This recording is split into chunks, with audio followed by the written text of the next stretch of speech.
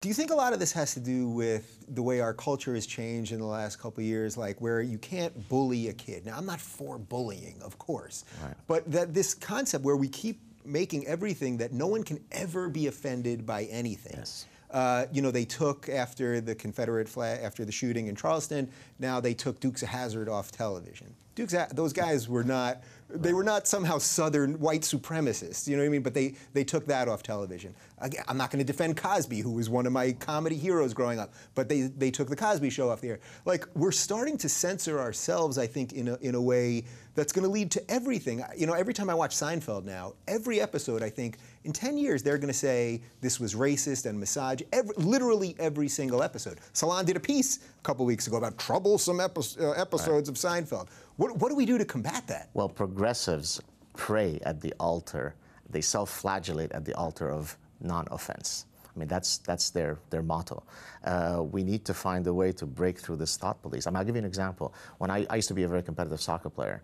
If I were to today look at the trash talking that went on the soccer fields between players, which is part of the ritual, then everybody would be arrested today. Yeah. Everybody would be sent to a hate speech tribunal. Right, because you mean because of racist stuff and homophobic stuff and everything off under the sun. Exactly. Yeah. Guess what? I heard camel jockey growing up playing soccer, and I lived to love again. Yeah. Right? I mean, yeah. It's called life.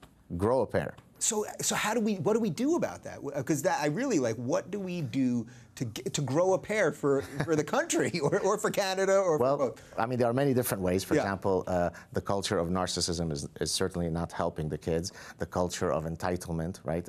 Everybody should get an A+, everybody should get a medal, everybody should get a trophy. So there's several different movements that have, for lack of a better word, pussified the West. Yeah, they're not going to be happy with you for that. That's okay. Bring it on. All right, let's talk a little bit about some of the machinations, I suppose, of things that are going on college, trigger warnings, yes. and some of these other things. So you sort of talked about this a little bit earlier. Safe spaces. Yes. What are safe spaces? Safe spaces is a place where I can go so that I'm protected from things that might make me go into a fetal position and suck my thumb.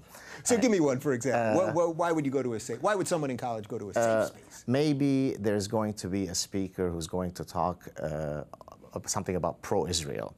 And I might be a student who is very much against Israel, and so that makes me feel very threatened. At the University of Michigan, they wanted to simply show, was it called Sniper? What was it, the movie called? American Sniper? Yeah. And that made a lot of the students feel very unsafe, simply because that movie was going to be shown on campus. Yeah. It's astonishing.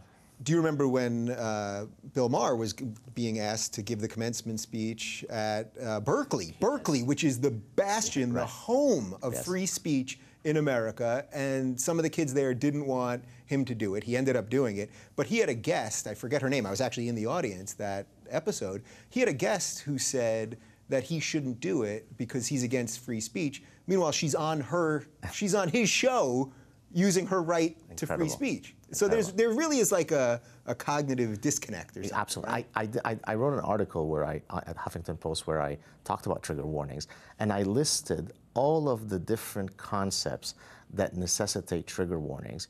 Pretty much everything under the sun. I mean, literally life requires a trigger warning. Yeah. Is this why everyone's medicated?